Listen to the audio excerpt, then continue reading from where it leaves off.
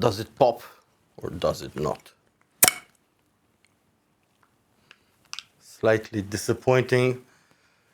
Very much unlike the taste of this beer.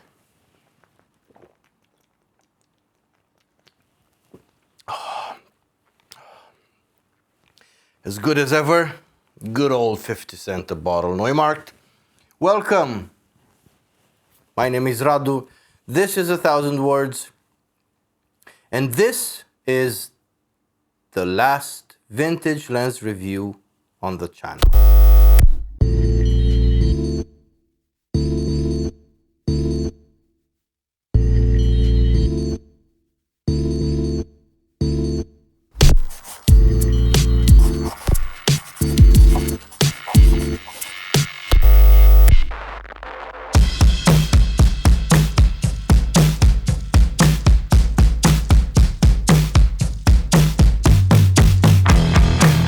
First of all, I want to say thank you to everybody that's been subscribed to this channel, everybody that has watched my videos.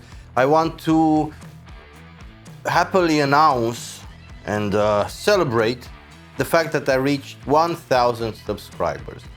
For a lot of people, and certainly in the grand scheme of things, this is something quite petty. It's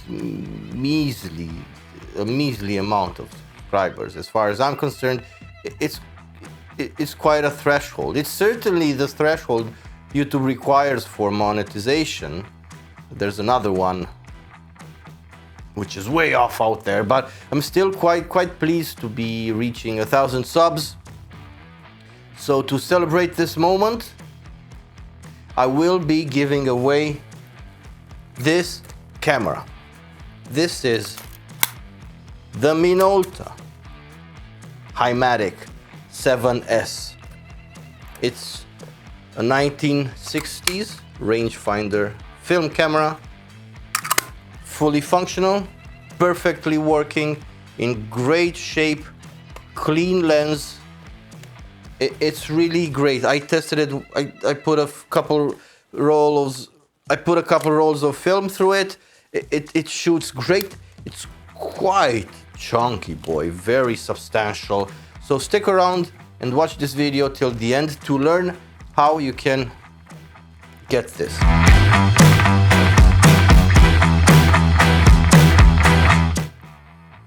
Now, I'm not going to say ever, but I will say that probably for the foreseeable future, I will not be doing any more vintage lens reviews on the channel.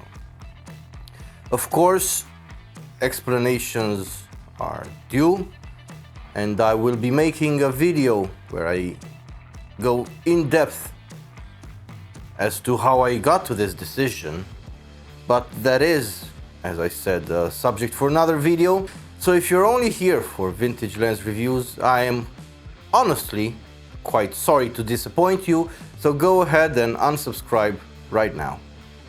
Although I would very much rather you didn't, I would love for you to stick around. I will still be talking about street photography. This is still and will remain a photography channel. However, no more vintage lens reviews.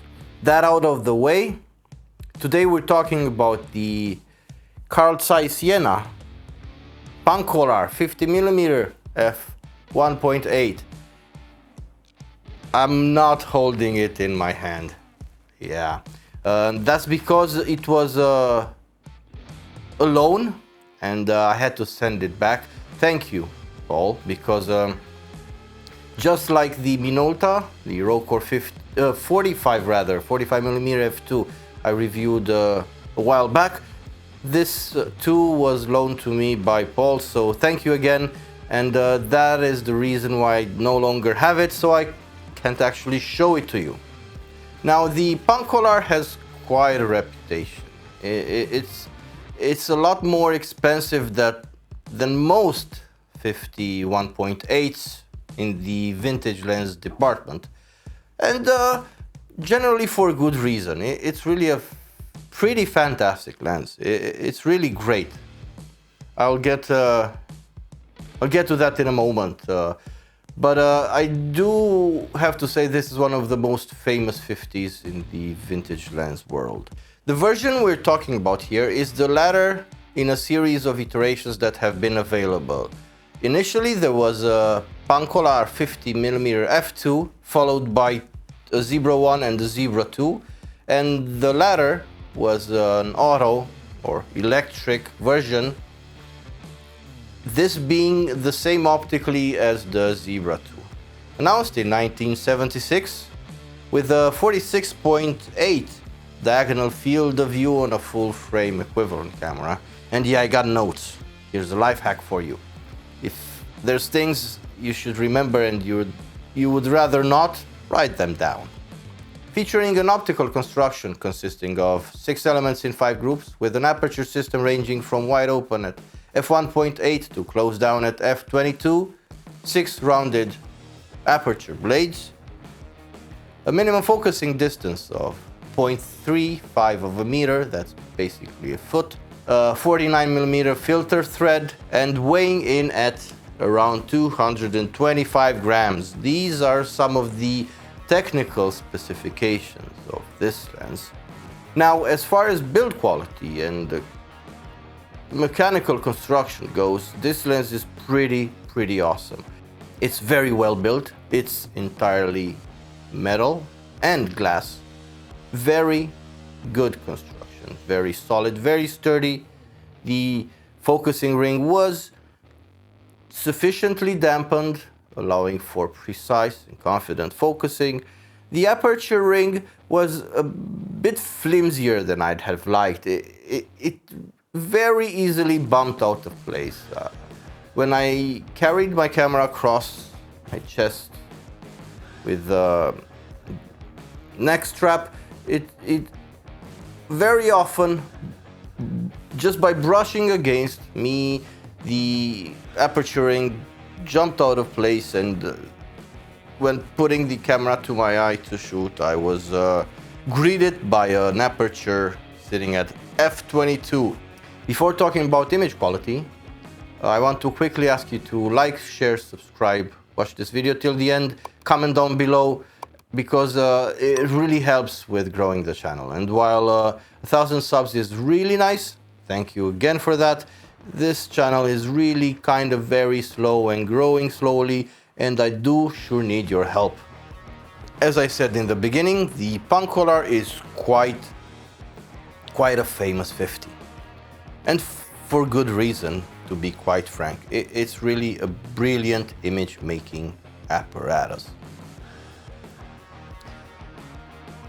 It is sharp, even wide open, quite decently sharp, very serviceable. However, yet again, I'm not entirely sure if this is specific to the copy I used or it's something generally valid for all Pancolars, but I noticed a bit of a peculiar behavior with it. Somewhere around a meter down to a couple or a few meters away, this lens tends to be soft sometimes. It's quite sharp at very close-up distances, and this lens can get really close for a 50, as do most Carl Zeiss Jenas. In most other cases, this lens is really sharp. Its ability to reproduce detail and render resolution is really remarkable. Very, very pleasant, copious amounts of detail in every shot. It's really contrasty, great for black and white work. Its ability to reproduce a wide variety of tones is really something special. Black and whites come out really great, really contrasty, rich, inky blacks, very glowy, almost magical highlights, really something beautiful. It's great for color as well. Colors come out lively, pleasant, rich, saturated, vibrant, while not over the top, but certainly powerful and vivid. great for color work. Being a 50, being rather fast at f1.8 and being able to focus really, really close, this lens can produce quite a bit of blur, and beautiful blur at that. Bokeh is really, really beautiful, really something spectacular. It's great for subject separation, great for portraits. All in all, this lens is really, really great. I'm saying really a lot. Very, very great. That said, this is one of the best vintage 50s you can get. While you can have a lot of pretty good, not as good, but pretty damn good 50s for 20 to 30 euros, this 51.8 is on the pricier side. With a bit of luck, you can probably get it for 130 euros, but most usually it sits around 150, 170 euros, which I think is rather steep. It's a bit more than I say you should pay for a vintage 51.8, but its reputation probably is an explanation of the higher cost, higher than usual cost. That said, we've come to the part where I tell you how you can win this camera. A bit of a disclaimer first. While I am indeed offering this for free, I am unable to cover shipping costs. So if you do win this, you will have to pay shipping in advance. I do offer international shipping, but sadly, due to sanctions, I am unable to send this to Russia and Belarus and possibly other countries. Other than that, I'm going to be shipping this internationally, provided you pay the shipping costs up front. Now, in order to qualify to get this, there are a few things you need to do first.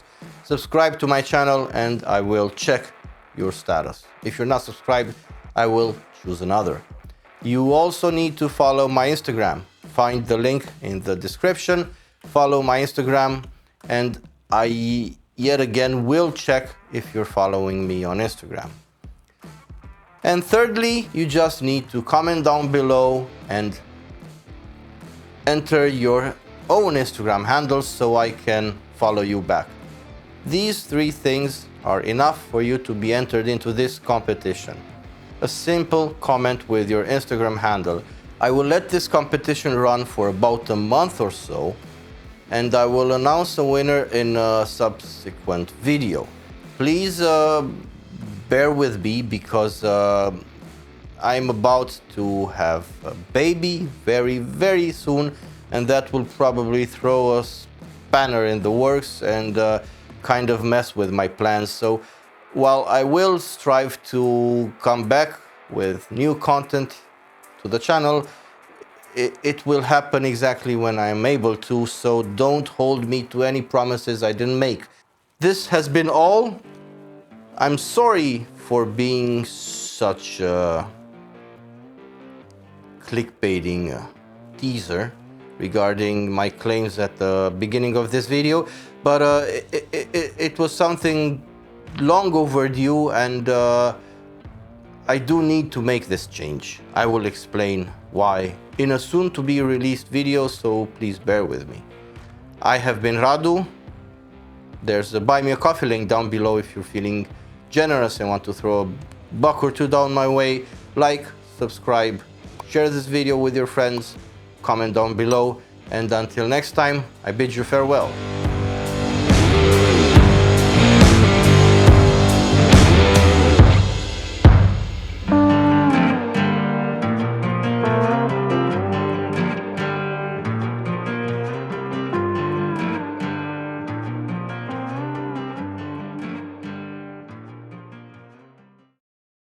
Go ahead and subscribe. So go ahead and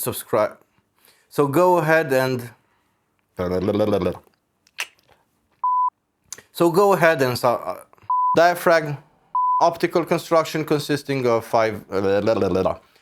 featuring an featuring an optical construction consisting of I really had trouble getting moving along. Firstly,